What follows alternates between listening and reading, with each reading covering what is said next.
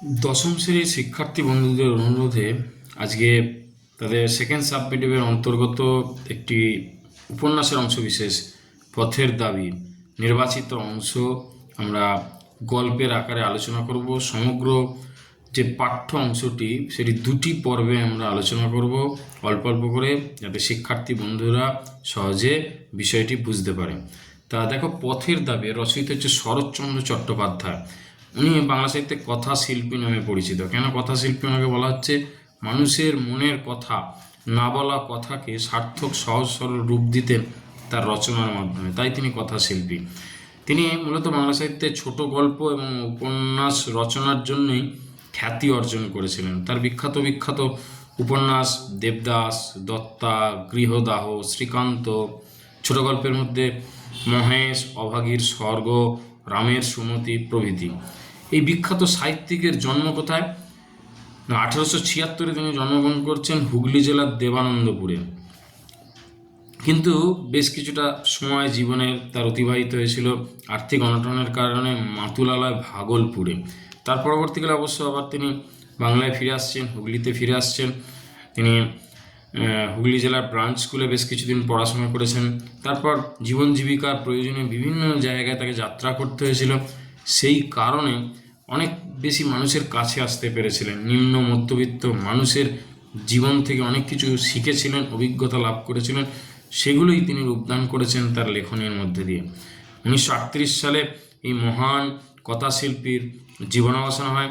তার এই জীবনাবসানের সময় কবিগুরু রবীন্দ্রনাথ ঠাকুর তাকে স্মরণ করে 4 লাইন লিখেছিলেন, যেটা অমর রচনা হিসাবে আজও আমাদের কাছে স্মরণীয়। কি বলছেন?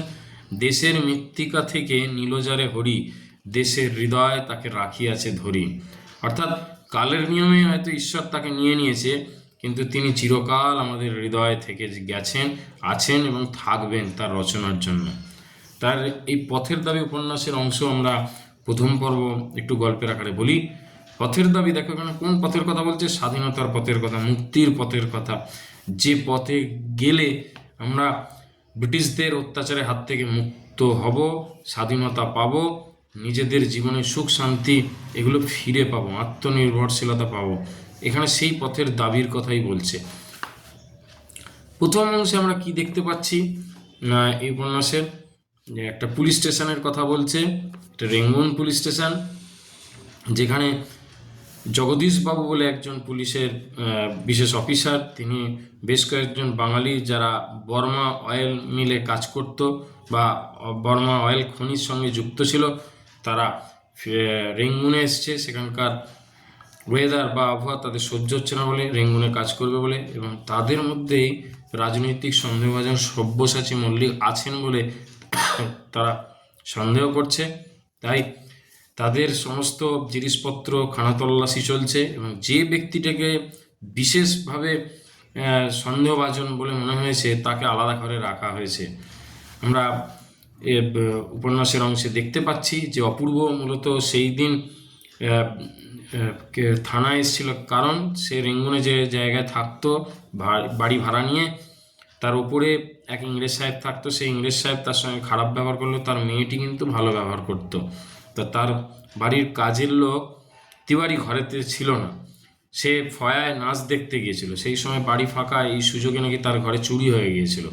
যাই হোক, মেয়েটির তত্ত্বাবধানে অর্থ বাদ দিয়ে বাকি সব কিছু রক্ষা পেয়েছে, অর্থ রাশি চুরি গেছে। পরবর্তীকালে মেয়েটির কাছ থেকে জানতে পারা যায়, মেয়েটি এসে সাহায্যের হাত বাড়িয়ে দেয় এবং সে লিস্ট করে দেয় কী কী চুরি হয়েছে, কী কী ঘরের মধ্যে রয়েছে। যদিও মেয়েটি কিন্তু পুলিশে যাওয়ার জন্য সহমত পোষণ করেনি অপূর্বর কাছে। অপূর্ব যাই হোক, তার ঘরের এই চুরির বিষয়টি পুলিশকে জানানোর জন্যই থানায় এসে উপস্থিত হয়েছিল, এবং তার সামনেই ঘটনাটা ঘটছে। সে নিজের বাড়ির চুরির কথা বলতে যাবে, এরকম সময় দেখা যাচ্ছে সে রেঙ্গুন থানার মধ্যে অদ্ভুত কাণ্ড শুরু হয়েছে একজনকে নিয়ে। তার নাম হচ্ছে গিরিশ মহাপাত্র, যাকে রাজনৈতিক সন্দেহভাজন বা পলিটিক্যাল সাসপেক্ট এই কথাটা ব্যবহার করা হচ্ছে উপন্যাসে। বলা হচ্ছে সব্যসাচী মল্লিকের হচ্ছে রাজনৈতিক সন্দেহভাজন, মানে পলিটিক্যাল সাসপেক্ট, এরকম একজন যে যে হচ্ছে ব্রিটিশদের চোখে আর কি তাদের পরম শত্রু, তাকে ধরবার জন্য তারা কড়া পদক্ষেপ গ্রহণ করেছে এবং এই গিরিশ মহাপাত্রকে ভাবছে হয়তো সেই সব্যসাচী মল্লিক। এখানে হাস্যরস সৃষ্টি করছেন লেখক কিভাবে না, গিরিশ মহাপাত্রের বেশভূষার বর্ণনা দিতে গিয়ে। গিরিশ মহাপাত্রের বয়স কত বলছে, 30-32-এর বেশি হবে না। তার চুলের স্টাইল কীরকম না, মাথার সামনের দিকটা বড় বড় চুল, কিন্তু ঘাড় ও কানের দিকে একদম নেই বললেই চলে, একেবারে ছেঁটে দিয়েছে। আর মাঝখানে চেরা স্মৃতি আর প্রচুর পরিমাণে তেল মাথার চুলে ব্যবহার করেছে।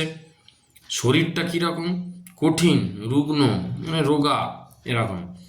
আর মাথায় অদ্ভুত একটা তেল ব্যবহার করেছে, যে তেলের গন্ধে ঘর ভরে গেছে, মানে মাথা ধরে যাবে এরকম।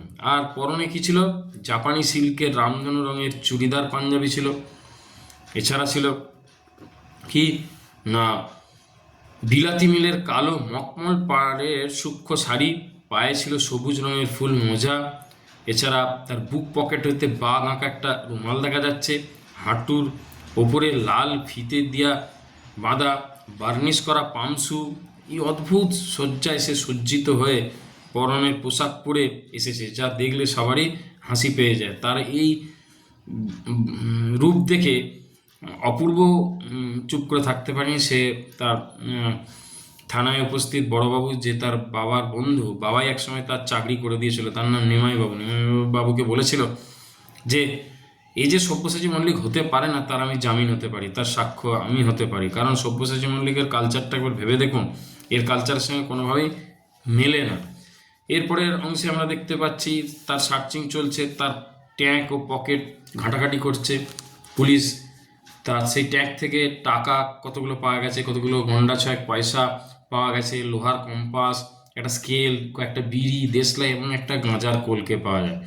এই গাঁজার কলকে পাওয়াতেই নিমাইবাবু বললো, তুমি গাঁজা খাও, তোমার শরীরের যা অবস্থা, গাঁজা খেলে তো বেশি দিন টিকবে না। তখন সে আবার পাল্টা উত্তর দিচ্ছে যে আমি খাই না, ইয়ার বন্ধুদের যদি প্রয়োজন লাগে তার জন্য কুড়িয়ে রেখে দিয়েছি।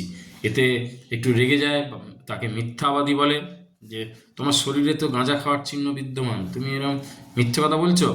তখন নিমাইবাবু সৎ পরামর্শদাতা হিসেবে তাকে বলে, আমার কথাটা শোনো, এরমভাবে খেলে কিন্তু বেশি দিন তুমি টিকবে না।